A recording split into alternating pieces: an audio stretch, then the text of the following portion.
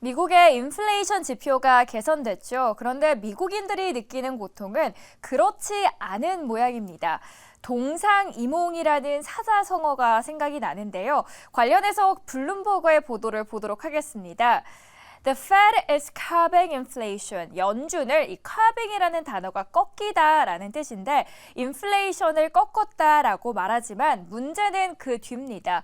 But consumers say they're still paying too much. 소비자들은 더 많은 돈을 아직까지 지출하고 있다고 호소를 하고 있습니다. FOMC 회의 기자회견에서 한 기자가 이렇게 물어봤습니다. 파월에게. 지표는 좋게 나타나는데 소비자들은 경기와 고물가에 불만을 품고 있다라는 조사 결과가 나왔다. 어떻게 보시나요? 라고 했더니 파월이 이렇게 이야기를 합니다. 사람들이 인플레를 싫어하기 때문이다 라고 이야기를 했지만 그런데 단순히 싫어했기 때문일까요? 미국 중위 가구에 대한 조사를 해봤더니 코로나 시작인 2년 전과 같은 상품을 구입하는데 매달 무려 98만 원이 더 들고 있었습니다. 특히 8월에 에너지 비용이 올라가면서 자동차 보험도 상승을 했습니다.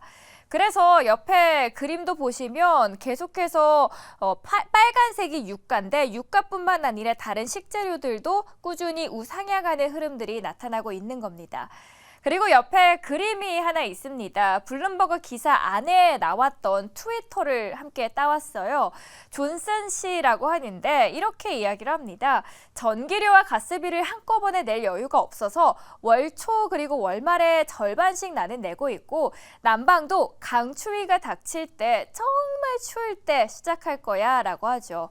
정책을 결정하는 연준은 에너지와 음식값이 제외된 근원 CPI를 물론 보고 있지만 이렇게 하루하루 먹고 사는 이들이 체감하는 건 상당한 괴리가 있어 보이죠. 문제는 이런 불일치는 바이든의 대선과도 직결되고 있다는 겁니다. 바이든은 임시 초에 최고치인 57에서 이제는 42%까지 떨어진 상황이고요.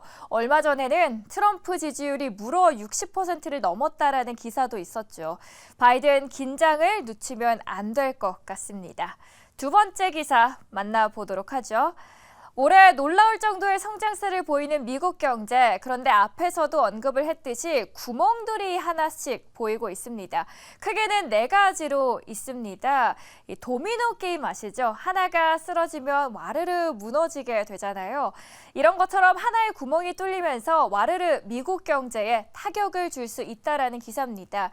US economy could withstand one shock. 하나의 경제를 미국 경제가 물론 막아낼 수 있다. 그런데 but four at once? 만약에 네 개를 동시에 온다면 가능할까라는 의문의 기사를 품고 나온 겁니다.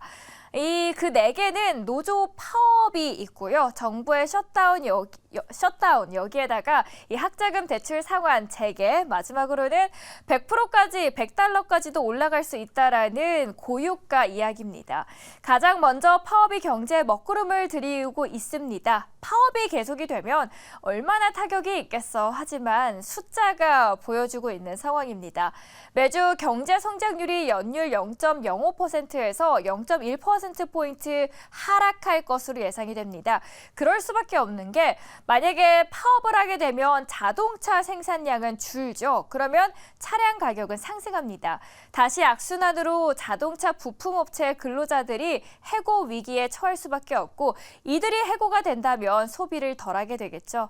미국 경제에 도사리고 있는 또 다른 복병은 연방정부 업무의 셧다운 우려입니다.